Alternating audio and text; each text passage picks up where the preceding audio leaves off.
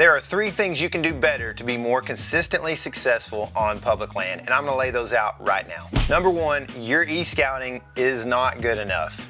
To be better at e-scouting, you got to put dirt under your boots. You take the e-scouting, the maps, and you put it together with seeing it in person, and all of a sudden you can correlate these things much easier and much more efficiently when you get back home and you're actually just on the maps, aerial maps and that kind of thing. People ask me all the time, how do you find bedding on maps? Or how do you find native food on the maps?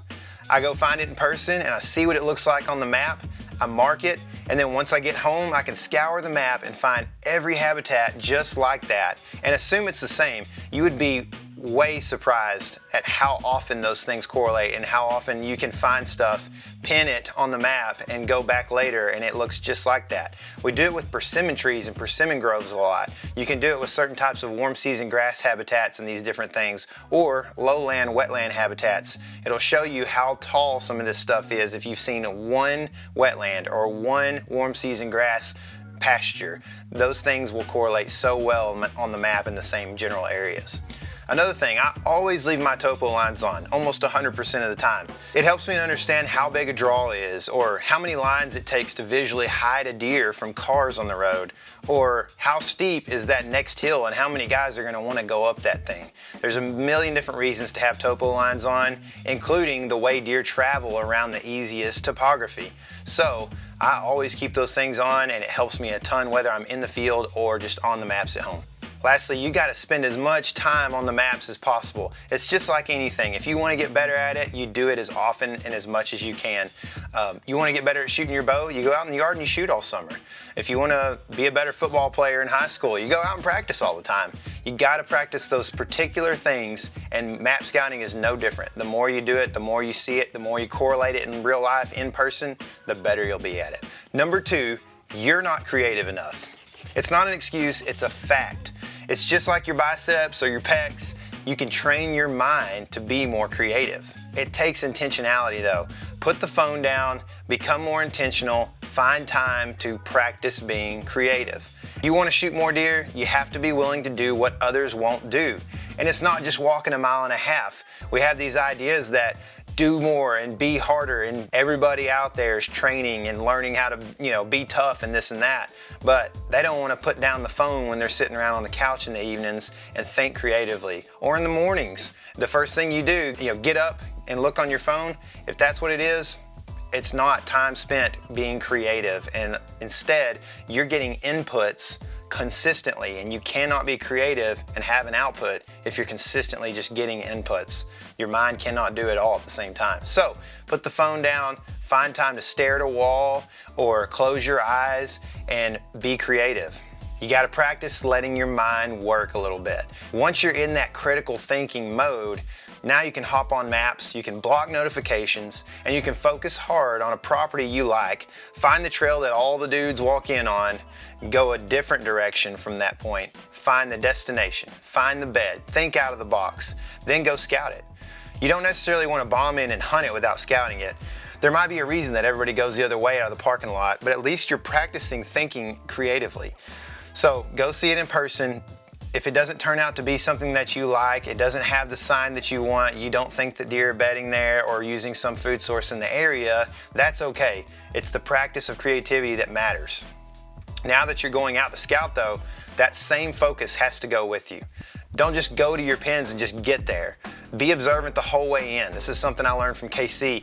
He slows down, he works even slower than I do now that I've even slowed down. He just works slow through the woods and is so observant. He sees everything, he's looking ahead, and he's constantly thinking. He wants to see deer so bad that he's consistently and constantly doing that all the way in, whether we're driving to a place or we're walking into a tree stand that's already pre-hung. He sees things that most guys miss. So consistently practicing that and working really intentionally to focus on that on the way in will eventually get you to the point where that's just a practice that you do that you don't have to focus on, and stuff sticks out to you on the way in because it's something you've done so many times. The third thing you don't do well enough to kill deer consistently on public land is you don't mentally prepare enough or as intensely as you should. The moment of truth is intense, and it takes some mental preparation to overcome it in most cases. And if you haven't done that, it's a moment where you go on autopilot, you black out, and you make bad decisions that are very much influenced by a brain that is freaking out and punching the trigger a lot of times, making bad shots, shooting through brush on accident that you never saw, all these different things. These are things that I've encountered over the years, and I've tried to train my mind to get better at it. The only and best way to do it is to do it a lot and to prepare ahead of time. So, I played college football. They told us, imagine making big plays. And they didn't really have to tell most of us, because I think most of us did that anyway. In the week leading up, you'd have scouting reports, you would see the plays, you would see the splits, and as a DB, you kind of live for the moment where all of a sudden you're in man coverage, the split tells you he's fixing to run a slant because you know that we're bringing pressure and that's what they're going to read, and the slant's coming, you sit on it, you jump in front, you're at the goal line, and you take it 97 yards for a touchdown, pick six. That's the stuff you live for. As a safety, you might live for the dig that comes across the middle, and you're able to just sit on that, bait the quarterback into throwing the backside dig, and hit that dude as hard as you possibly can. That was back in the day when that stuff was legal and NFL films actually promoted and encouraged big hits. But you get my point. Envisioning those moments where you make that, it's the same way in the deer woods. When I get into a tree, one of the first things I do is my camera guy and I talk about why we're set up the way we are, and I say, this is my expectations. I think a deer is going to come down this trail from that direction. It's probably going to happen about this time of night, and so let's expect that. Now, there's a couple other things that could happen.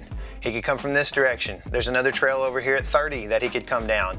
Or, he could end up behind us. That's low chances there, but I like these three options right here, and especially the one in the middle. So here's what we're gonna do. There's my window for this trail, there's my window for this trail, there's my window for this trail. Can you see all that with the camera? These are things I work through with the camera guy, and this is after I've already kind of mentally worked through this. But then as I sit there later on, after everything calms down, the camera guy's ready, we go into just sit there mode for the afternoon, I look at all these places and I imagine, and I hold my arm out. This is where I'm gonna draw. This is when I'm gonna tell that deer to stop. The front edge of that window is when I'm gonna grunt at him so that he takes 2 steps and stops in my window. It's a narrow window, so I gotta do the very front edge.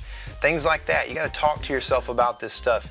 You gotta say, okay, there's a high chance that when he comes through, he's on edge because we're in an ambush spot. Or maybe there's a high chance that when he comes through, he's following a doe because we're sitting next to doe bedding, and the does are gonna head out to ag that night through our direction, and he's gonna be behind a doe more than likely. He won't be on edge. Don't shoot for string jump, right? He's gonna be at 27, but he's probably gonna be all infatuated with that doe in front of him, and he's not gonna string jump. So these are things you have to run through, and I think about it a lot. I think about the demeanor of a buck, what it's gonna be, what I expect it to be, and what if it's something different, where are the places I'm gonna aim on that deer's body so that it's good. Also, where am I gonna stop him, what are my windows, and then really just mentally, your mind's eye has to see the shot happen. And guess what? When it happens, it oftentimes happens like I envisioned it.